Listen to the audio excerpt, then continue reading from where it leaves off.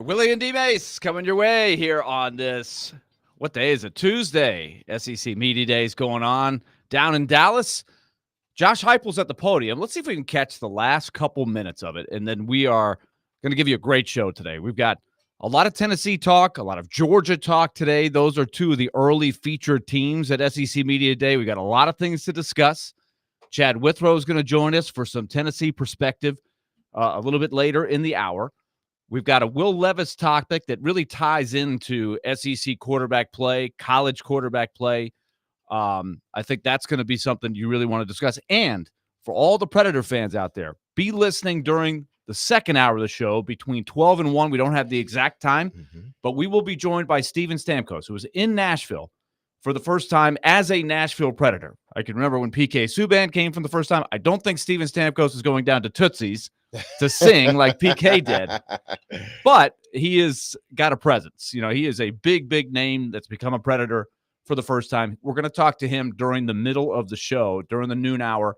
You're going to want to hear that for sure. Our first chat with the former captain of the Tampa Bay Lightning. All right, Nick, give me the signal back there. Is Josh Heupel still fielding some questions here? Is he still live? He is still All right, live. let's catch the tail end of this, and then we'll sort of go back through and talk some Tennessee. Sir, Chris Brazel's a guy who's gotten a lot of hype this offseason, the Tulane transfer. Just talk about what makes you so excited about him, and then the rest of that wide receiver group, the luxury it is to help a young quarterback with some of the talent you've got in that room.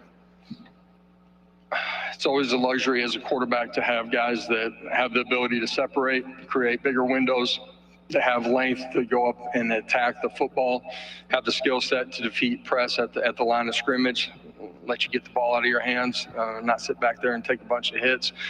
Chris is somebody that has got a lot of talk about because of what he's done on the field. Been a great teammate, but he's been a dynamic playmaker up until this point as we went through spring ball. And his best is still coming. He's continued to grow and mature physically. Just his strength, explosiveness, size to his frame, what he's done since he got there in January.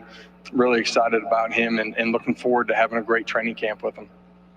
Coach, we'll go over to our right-hand side, about 3/4 of the way back. Yeah, Dean Blevins, News 9, Oklahoma City.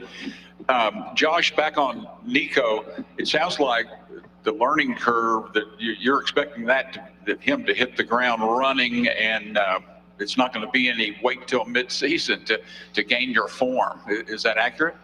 Well, I should certainly hope not. You know what I mean? We want him to hit the ground running. He's a young quarterback. Played really well in the bowl game.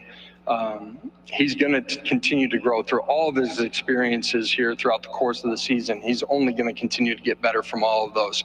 But we expect him to play at a really high level from the very beginning, and we need that from him. Okay, we'll go in the center aisle, straight down the aisle, right there in the center. Hey, Josh, Trey Wallace with Outkick. The relationship with Tony Vitello and how you've been able to use the baseball program to kind of cross-recruit with football. What has that been like for the last 3 years, and how have you used Vitello to maybe land a few players on y'all's roster? At times there's baseball, football guys that you're recruiting, so having a clear dialogue with him, I think is really important, him and his staff. But I think one of the great things, when it's going good all year long as far as your logo being in front of recruits. And so what Coach Vitello has done on the baseball side of it, or Coach Barnes has done on the basketball side of it, those are great experiences for recruits when they come to campus. They get a small taste of what Vol Nation is like and what game days are going to be like in front of 102,000 inside of Neyland Stadium. Okay, we'll go over to our right, Coach, on the near over to the right side. Hey, Coach. Steve Moulton, WZZN out of Huntsville, Alabama. I did want to ask about building a program, and you've done it at a couple of places. That was Central Florida and now at Tennessee. With the portal and all the portal that entails, is it easier, harder to build a program how you'd like to? Well, I think the portal has positives and negatives within your own roster, right? You lose some, you gain some. The portal gives you the ability to go patch holes on your roster quicker than it could happen just through general high school recruiting. It's a little bit like junior college recruiting used to be, where you had immediate needs and had to patch your roster. Going to center aisle, about 3/4 of the way back, right in front of the camera. Hey, Coach Rick Butler with Rocky Top Insider. Can you just talk about the impact of your two new assistant coaches with Inge and Sims heading into this fall, which is what they've been able to do in the spring and summer so far? Yeah, two guys that are elite teachers, that are relationship driven. Their ability to gain trust from the players inside of their position rooms as quickly as they did parlayed itself into both of those position groups having great springs, and they've had great summers too, but just the on-field experiences. Our linebackers, I thought, played with great eyes, lineman assignment, their communication, their ability to construct blocks. They were playing their best football as a group that they had since we've been there. And Coach Sims has done an unbelievable job with the running back. It's a young group outside of Dylan Sampson that have really grown in their understanding and their football IQ. Really excited to see him continue to develop that group here as we get into training camp. Coach, we'll go in the section in front of my table on the far left aisle, 3/4 of the way back. Yeah, Michael Cowell, WBRZ TV in Baton Rouge. You just mentioned Dylan Sampson. What kind of role do you expect for him to have this year? Maybe an increased opportunities for him? Yeah, he will have increased opportunities. He's a guy from the moment that he got there, had great feel, pace, and vision.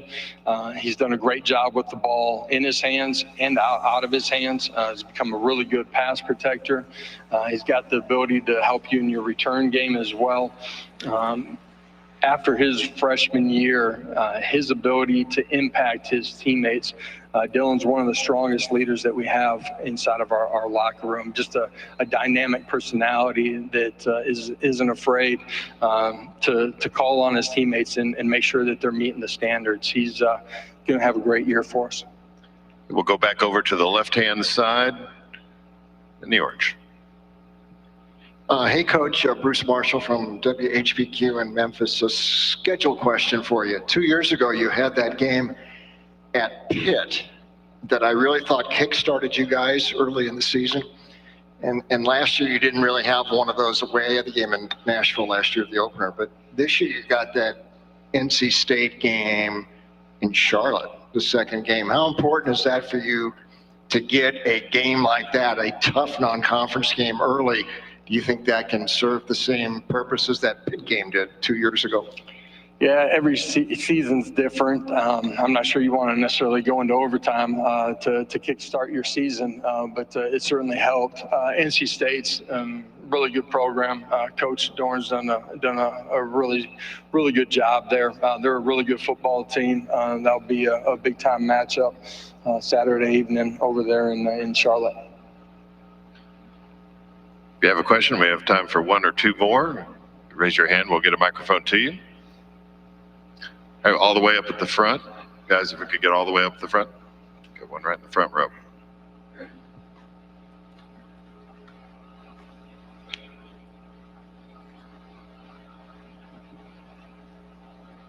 Hey, Josh, Tom Murphy, Arkansas Democrat. It's been a few years since you've been to Fayetteville. They're on the schedule this year. Just your thoughts about preparing for that game. Yeah, always a great venue. Fan base is extremely passionate, and early conference game on the road. Know that that'll be a big test when we get to that Saturday. Go right behind, second row, Jen. Hey, Josh, Jenny Carlson with the On the Box Score. NIL, become a bad word for a lot of college football fans. But can you talk a little bit about the positives for your guys, just some of those personal stories that you've seen and the differences that it's made? Yeah, I wish I had it when I was back in Oklahoma playing, you know what I mean? I think, for our players, in their lives with their family, it's afforded them opportunities, and I think that's important. I do truly go back to my playing days and feel like you wanted to be a part of it and have an opportunity to use the game in a positive way for your family as well. And so for our guys, being able to increase their brand, their notoriety, and also be take care of their families is a real positive. Josh Heupel at the podium today, addressing the media at SEC Media Days down in Dallas. Willy Donick and Derek Mason here with you. Nick Frazier behind the board. after doing double duty with Joe Dubin earlier today. A lot of coverage throughout the day on what's going on with the SEC. Georgia with a very high expectation as always. Kirby Smart was at the podium earlier today. We'll talk about that some. Chad Withrow is going to join us in the next segment. But DMase, Tennessee, you hear Josh Heupel. One of the things I think is going to be an interesting storyline with Oklahoma coming in to the league, and you can remember Josh Heupel quarterbacking Oklahoma to a national title. Yeah. There were several members of the Oklahoma media that were very excited to be talking to him today. Oh, of course. He got 3 or 4. Yeah, absolutely. It had to be. What was interesting in that whole back and forth, and he was on prior to us actually airing it. So you may want to go back and check that out. But the question was asked about the portal and, building his roster. Is it easier or harder to build your roster now? And that's an interesting question because Paul Feinbaum and Mina Hines was on earlier this morning, and they talked about Texas and the depth that Texas had. I think Mina said that, she went out to practice one day and they had basically 3 full-on, it was 2 or 3 full-on scrimmages. That's how much depth Texas have. And it was interesting when he brought up the NIL and the portal because, and I sent this to you on a text, to you and Nick, in regards to the playoffs, the new playoff system. Is it going to be critical? Is it more critical to retain your student athletes or athletic students now than it's ever been?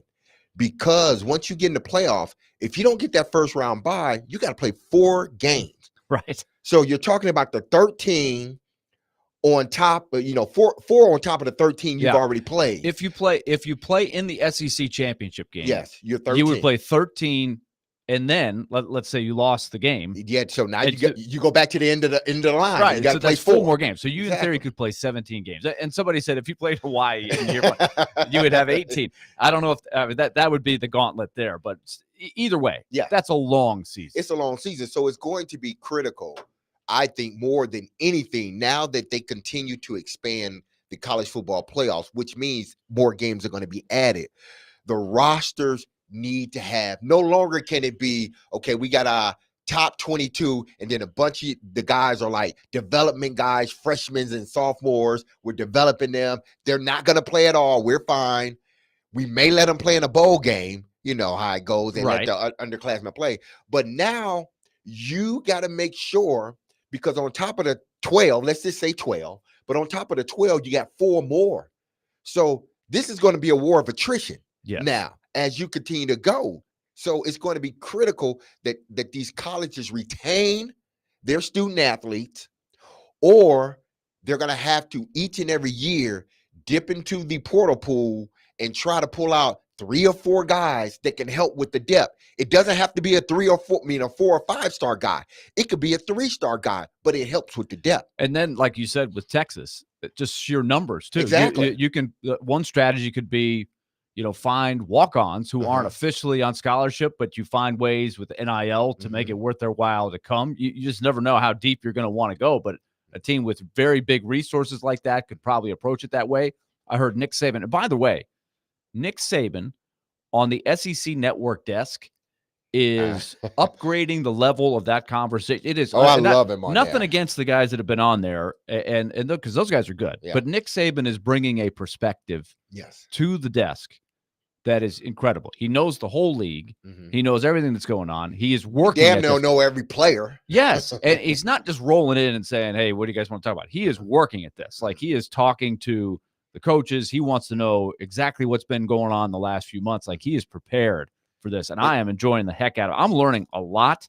I'm like usually not a guy that's watching a lot of coverage of the SEC network during SEC media days. I'm just like, okay, blah, blah, blah, the backup guard, the recruits, a lot of it is drivel. But Nick Saban is having some good stuff. And one of the things he was talking about, what you were addressing a second ago, building a roster, especially for a team that's trying to win the whole thing.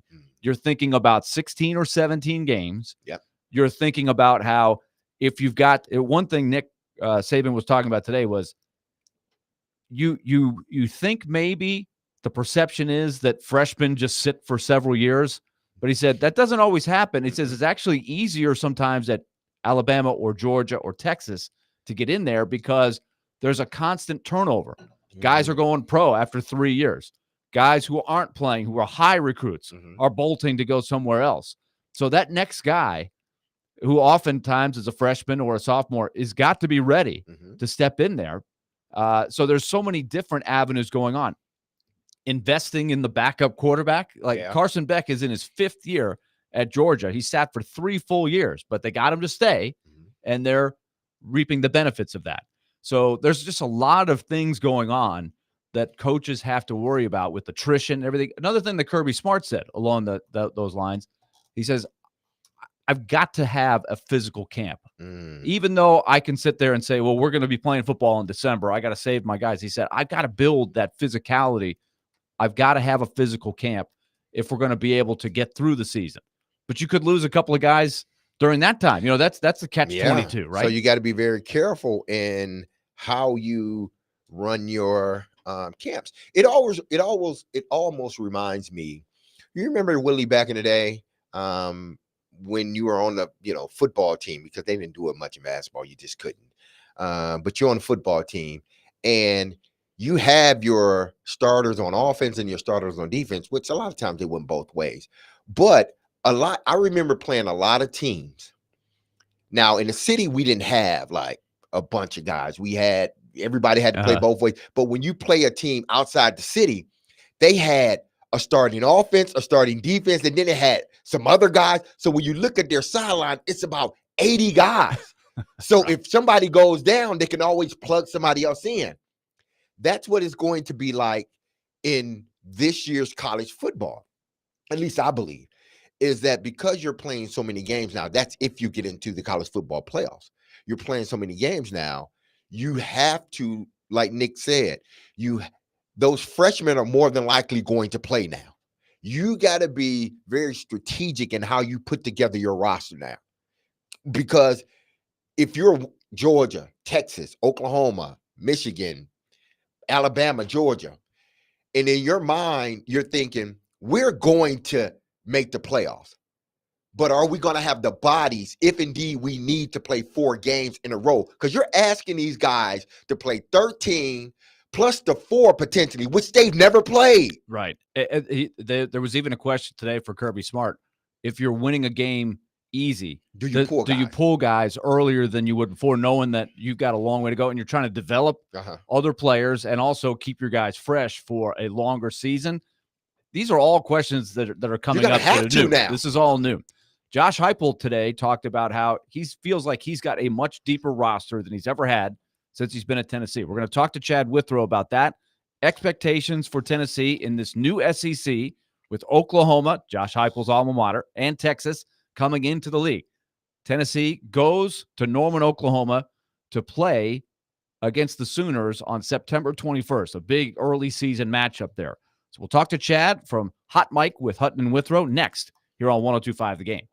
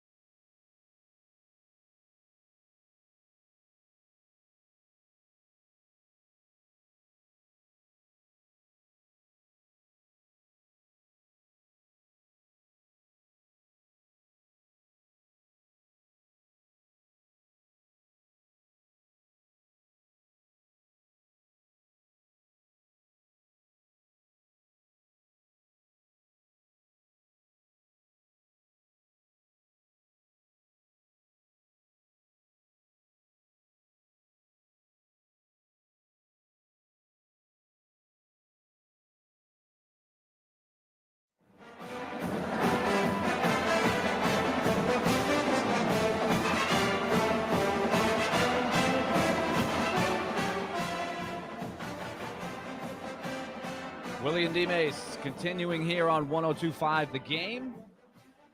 Our call and text line is driven by WilsonCountyHyundai.com.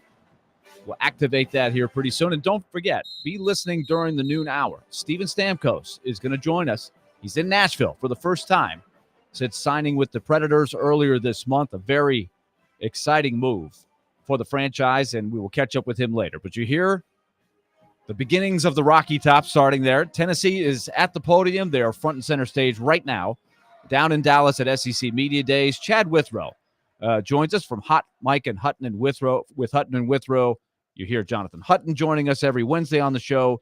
Chad joins Jared all the time on his show in the afternoon, but we wanted to get Chad's perspective right after Tennessee had Josh Heupel at the podium. And Chad, the first thing that jumped out at me is how many Oklahoma media wanted to get nostalgic and ask Josh a question. Yeah, I mean, Willie, first off, thanks for having me on. Always great getting a chance to chat with you. You could label this Texas and Oklahoma media days. You're right. They've got the numbers down there. Texas people. I mean, this is they're really sandbagging over there in Texas to host the event there. And then every coach is getting about 3 or 4 questions about how important it is for Texas to join the conference and getting a bunch of Longhorn questions. And then Josh Heupel's obviously going to get all those Oklahoma questions, which I love watching Josh Heupel in any media setting because it's clear he's annoyed by all of it. But he does his best to kind of soldier on and gave a bunch of quick responses when it came to Oklahoma. But look, the SEC schedule makers, they know what they're doing. And for Oklahoma to be welcomed into the SEC with Josh Heupel returning to Norman, a place where he starred as a quarterback and a place that fired him unceremoniously, where he felt like he didn't deserve to be fired, and now he comes back as the head coach of Tennessee. There's a lot of drama and a lot of intrigue with that game. So I certainly understand the question. Yeah, the questions that I heard anyway didn't really center as much in on the firing, much more him quarterbacking them to the national title, which is a much more fun memory, I think, for everybody involved. But, Chad, I definitely get that vibe with just where it is, especially with Texas. There was a question asked about, Texas coming into the SEC and what is that bringing to the table? And Kirby Smart completely pivoted and just said every game in the SEC is against the team. I mean, you see what he was saying. He was basically trying to take the Texas thing and knock it down a peg. Like, I know there's a lot of tradition in Texas and in Oklahoma, the brand and everything, but you're joining a league that has got way more up and down the lineup than the league that they're leaving. Yeah, I mean, I think that the point that I keep coming back to and that all these coaches are trying to make, some of them have said it more bluntly than others, Willie, but there are a number of Texases in the SEC that they're walking into. Right. Nick Saban, who I think has been great on SEC Network so far this week in ESPN, he said yesterday, he's laughing at all of these questions about how Texas ran things in their previous conference. He said, well, there's a lot of egos and a lot of power brokers in this conference. They're not going to run anything in the SEC. And he's talking about the political environment with Texas, the Longhorn Network. And it's one of the reasons that Nebraska left for the Big Ten when they did, because they thought that Texas ran the Big 12 and they had way too much power. Well, they're ceding a lot of that power to go to the SEC and be one of the 16 members of the SEC. So I totally understand what Nick Saban is saying when it comes to that. But you look around the conference and suddenly you go from a situation where Texas and Oklahoma were clearly, 1 and 1A in that conference in terms of brand awareness, power, history, everything. And now you step into it and you look around and you've got Alabama, you've got Georgia and what Kirby Smart's doing. You've got Florida, who's always, even when they're down, is a sleeping giant. You got Tennessee that's won multiple national championships. There are a lot of Texases and Oklahomas in the SEC. And I'm not one that thinks that just because they're joining the SEC, they're going to take a big step down. I present to you Exhibit A, Gary Pinkel in Missouri, who stepped into the SEC and went to Atlanta the first 2 years and won the SEC East. So it is possible to step in and have immediate success. But now Texas is one of a number of elite programs and not just the top dog that they enjoyed while being in the Big 12. Yeah, and Missouri's got a pretty good team this year, too. Chad Withrow is with us. So, Chad, tell me where Tennessee fits in this. I heard Josh Heupel say he feels like his depth is the best that it's been since he's been there. We've been hearing about Nico Iamaleava for all this time since he was high school and NIL started. There was a huge story that sort of gravitated his way well before he ever stepped on campus, but he looks really good. He's ready to take over the reins. So tell me where you see Tennessee in this new SEC. Yeah, that is the $1 million question, Willie. And I like to talk about ceilings and floors with programs. I really thought going into last year that the hope, if you're a Tennessee fan, is that season would kind of establish the floor under Josh Heupel, because you lose Hendon Hooker, who was the perfect quarterback, a transformational guy for Josh Heupel, perfect quarterback for that system, with his ability to run at a fast pace within the offense and his scrambling ability. And you saw Tennessee, a team that with their finish, they win 11 games and they win the bowl game over Clemson. That would have been good enough to have them in a 12-team playoff, right? So if that's the ceiling, then Tennessee is a possible playoff team when they get the quarterback right, when they have the roster right. That's what the ceiling could be under Josh Heupel. I think last year going 8-4 in the regular season and winning a bowl game, if that's the floor, and I'm saying the other's the ceiling, that's a pretty good floor for Tennessee to have 8 or 9 wins to be the floor, because Joe Milton was not the right guy for that offense. He's not the perfect quarterback for Josh Heupel. Nico Iamaleava is the perfect quarterback for Josh Heupel. If you were going to design a quarterback from scratch on EA Sports, the new college football game, and put them in Josh Heupel's offense, it is a tall, long, quick twitch athlete like Nico Iamaleava. That's what he wants at quarterback at Tennessee in his offense. So to me, the whole season rests on Nico's shoulders, because if he goes down, they've got a former walk-on backing him up. Okay, now I'm going to stop the interview for 1 second, and DMase has got questions, but have we used our quota of being able to say Nico's last name enough to now we just call him Nico the rest of the way? I feel like you should qualify yourself to show that you can say it. I still got to practice it a little bit more, because I don't know if I've got it quite right yet, but every question in the scrum is, hey, what about Nico? What about Nico? Nobody dares to say it, but we need to say it, right? We got to say it a couple times. I think, Willie, we've reached the 3 mention quota. I think three is about right. We mentioned it 3 times already. Let's just all go into the understanding he's now Nico. Exactly. Okay. Everybody knows who we're talking about. Nico without a last name. Let's do it that way. Everyone in the SEC knows exactly who Nico is, so we can just go with Nico from here on out. I'm totally good with that. But yeah, I think the sleeper part of the Tennessee team, and I'm anxious to hear from DMase on this, but I really think their defense has a chance to be really good. And that's been a change, because that's been the clear weak link. And that's kind of a byproduct of this offense. Your defense is always going to struggle a little bit more because of how they play offense under Josh Heupel and how fast they're playing. But I think this defensive line has a chance to be the best in the SEC. I think if the transfers, Dermod McCoy from Oregon State, Jalen McMurray from Temple, Jacoby Thomas from MTSU, if those guys come in and start and are difference makers in a secondary that really struggled a year ago, I think Tennessee's got a chance to be surprisingly really good on defense this year, which could be a game changer for them. We'll talk with Chad Withrow, Hot Mike Withrow, and Hutton Withrow, whichever way you want to put it. And that's what I was going to ask you, Chad. The strength of this team. We know, for the longest, it's been the offensive side of the ball. Now, they've had some great defensive players come through that university, but the last couple of years, they have been known more for the offense rather than the defense. But is that strength the defensive line, or do you believe it's going to be the secondary, which enhances the defensive line? I really think, DMase, it's going to be the defensive line. And by the way, it should be Withrow and Hutton. I don't know why. Someone really screwed that up with the title of the show. But so for the purpose of this interview, we'll go with Withrow and Hutton. That sounds better. The defensive line is really good. And I think this is a great case study in how to use NIL funds. And what I mean by that is this. Amari Thomas, who's there today, I think he's in his 6th year at Tennessee, 5th or 6th year. He could have gone pro and probably been a mid-round draft pick. But what Tennessee's been able to do is get a lot of guys who could have been a mid to late round draft pick or maybe an undrafted free agent to come back with NIL resources and be a really old defensive lineman in the SEC. And that is an amazing asset to possess. To have lines that are that old, that mature, that have played in the SEC that long is a real boom for Tennessee. So you look at that, and you look at the fact that, James Pierce might be the best pass rusher in college football and could be a top 5 pick in the NFL draft. I mean, across the board, that defensive line, to your question, DMase, that defensive line is going to make that secondary look better because Pierce is going to get a lot of double teams.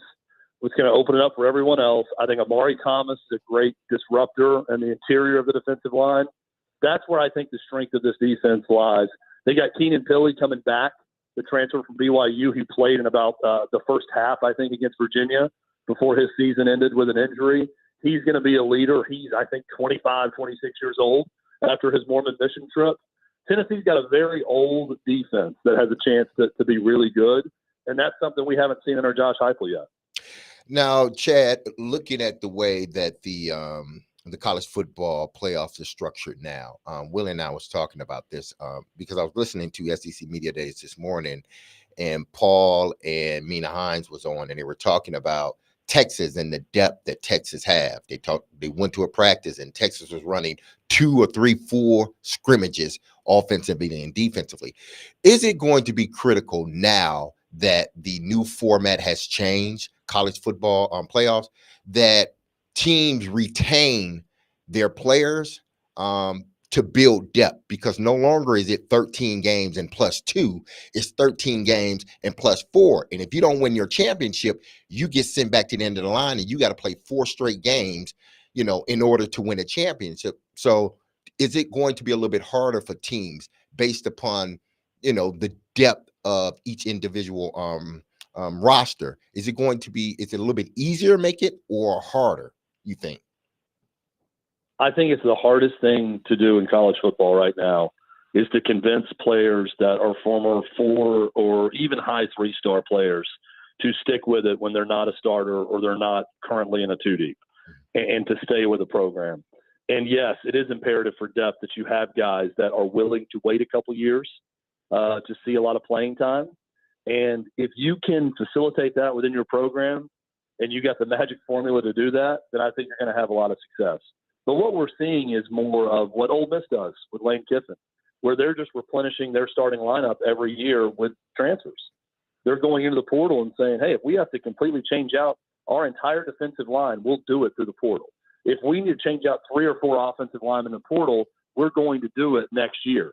The hard part is if you're on let's say you're the 3rd offensive guard at Ole Miss, convincing the 3rd offensive guard at Ole Miss to come back for his sophomore year where he has a chance to be the 2nd offensive guard, and then to come back his junior year where he might be the starting offensive guard, that's tough in today's college football environment.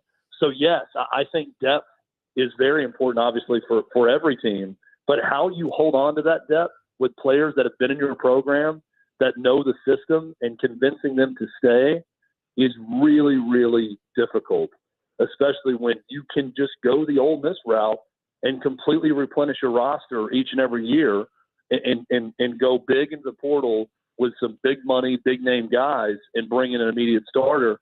Guys aren't going to stick around for that within programs. So finding the right balance is going to be key for everyone in the SEC. We've seen it with the older teams in baseball and basketball. There's an asset, right, to have guys who are 22, 23.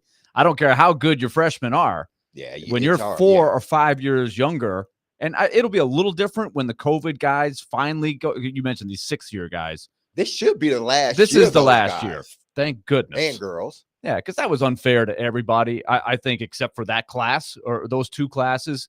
But finally, you will get a little bit younger. But I see the strategy by Lane Kiffin. But here's the question, Chad, is can you sustain it year after year? If that's your angle, right? I'm gonna go fill my holes from the portal every year with money.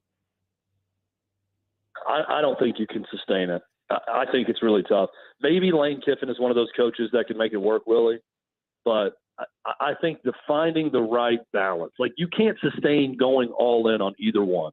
You can't be Dabo Swinney and decide to not utilize the portal at all and think that everyone's going to stay because you're God's gift to coaching and you're Clemson and they can't go on visits. They're not going to get lured in by other programs. You can't go about it thinking that way. And you also can't think, hey, I'm just going to go into the portal and get someone better. I don't think the Deion Sanders approach is going to work either. Now, we'll see, but I don't think you can just completely turn over your roster every year and think that it's going to work out. You got to have some guys that stay. So if Lane Kiffin and Ole Miss is on the high end of portal, and Deion Sanders and Coach Prime is on the high end of that portal, and Clemson's on the other end of that spectrum, it's the programs that are able, for SEC purposes. I looked at this earlier today. I think Tennessee has the 13th best recruiting class in the nation for next year. Guys, that's 6th best in the SEC, and they're top 13 in the country, right? So if you are going to compete in the SEC, you have to be a top 10 or top 15 national recruiting program mixed with the ability to get high-end, top-level talent to come in and fill an immediate need in the portal. I think the better you are at retaining talent and getting talent out of high school, the less of a need it is to go into the portal and bring in an immediate starter. I think Georgia's a good example. You know, they go and get Dominic Lovett and Ra Thomas, 2 SEC receivers that can come in and immediately play a role on Georgia's team. They didn't have to have it because they recruit so well out of high school, but they needed it and they got it. To me, that's the right formula if you can find it. But, you know, frankly speaking, how many programs are able to do that? Yeah, and you didn't even mention London Humphreys, who they did the same thing with Vanderbilt. And London, unbelievable year as a true freshman, a young true freshman who could have been a senior in high school last year. I'm curious where that all shakes out for him, just individually, just watching it unfold locally here. Yeah, I mean, there's probably, you know, if I'm being completely honest, and that's going back to this whole Texas-Oklahoma thing coming into the conference, who does that really benefit? Well, it benefits the money and the eyeballs that are going to be watching the SEC for sure. But does that help Vanderbilt? Does it help Mississippi State? Does it help Arkansas? Does it help a number of programs that maybe traditionally have struggled a little bit more than others? I don't think that it does. What it does is it crowds a room of, I'm going to go to maybe 7 or 8 programs right now that I think legitimately could possibly pull off that feat of recruiting at a high enough level and bringing in top-level transfers to compete for a college football playoff spot or national title. Missouri's one you brought up, Willie. That's a great example. Is Missouri here to stay, or are we just watching the end of all of their old guys cycle through the process with Eli, and then it's going to go right back to being in the middle of the pack or below in the SEC? A lot of big question marks with the state of college football right now, but especially in the SEC, with all of those teams capable of competing for a national title and all of those teams vying for multiple spots in that 12-team playoff. Now, where does Tennessee fit in all this? Because, you know, we're talking about depth of teams, and we're talking, you know, NIL and portal and all that other stuff. But where does UT fit in the big scheme of things as far as the SEC and ultimately, you know, getting into the playoffs? I think because they've got such an active collective with Spire Sports and the Vol Club, and they've clearly done a good job with that. DMase. Mm-hmm. I mean, I think they're in the back end of that group that could win a national title, but not at the front end. Mm-hmm. I mean, if we're going down the pecking order right now in the SEC, it's Georgia, it's Alabama, even without Nick Saban. LSU is always going to be in there because they're in-state recruiting. Texas and Oklahoma, you now throw into that mix also. Florida's another one that, because of their local talent, is going to be in that mix if they figure things out with their head coach. And I think Tennessee's kind of on the back end of that. Auburn's another one you can throw in, but that's always tough competing in-state with Alabama. So if you're going to cut the SEC in half, I think Tennessee as a program and their ability to compete for an SEC and national championship is right around that halfway point of the SEC. And if you're in the top half of the conference, you're going to have a chance. So I put Tennessee, just if we're going eternal pecking order right now and moving forward with resources and everything else, they're top half of the SEC, but they're not top of the top half of the SEC like Georgia, Alabama, Texas now also. Okay, so let's wrap it up with this, Chad. All things that you just mentioned, right, in this new world where this has all happened in a matter of 2 or 3 years. NIL, transfer, Texas, Oklahoma coming in, expanded playoff. We know Tennessee can win a national title because they've done it in 1998. And for a long time, they were a contender for maybe 10 years. They were right in the mix then before they kind of leveled off. So do you think their status, their chances of winning a title are greater, lesser, or the same with this new world as they were in the old world? That's a great question. I think it's greater right now because, and Nick Saban's a great example of this. When Nick Saban is outwardly talking about something being a problem for college football, like he was at the very end of it, yes, I do think that he thinks it's a problem for college football writ large. I also believe he thinks it's a problem for Alabama because I do think that Nick Saban started to see a bit of a leveling out of what other programs could accomplish because of NIL. I think Tennessee and Texas A&M are two of those, right? He was outwardly complaining about Jimbo Fisher and Texas A&M that caused the big stir. But I do think that with an active NIL program and with, Josh Heupel, it wasn't the case last year that they leveled off after the great year. But the year before that, Tennessee was one of those hot programs because of the offense, because of how fast they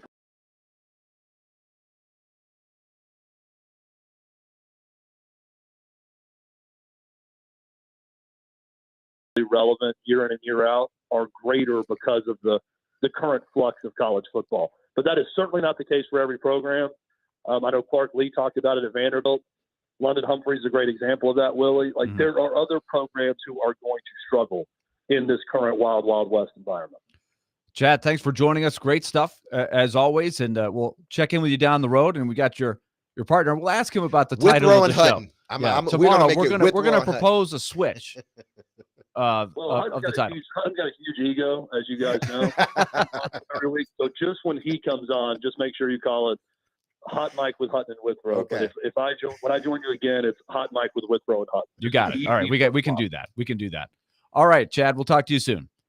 All right, thanks, guys. Yep. Good stuff, Chad Withrow. Hopefully that got some discussion going. We'd love to hear your opinion. Is Tennessee in a better position in this new world than they've ever been before about winning a national title in college football? Text us, 615-737-1025, driven by WilsonCountyHyundai.com, or call us. Either way, and don't forget, next hour, Steven Stamkos, Nashville Predators. Stay tuned. We're coming back with more here on 102.5 The Game.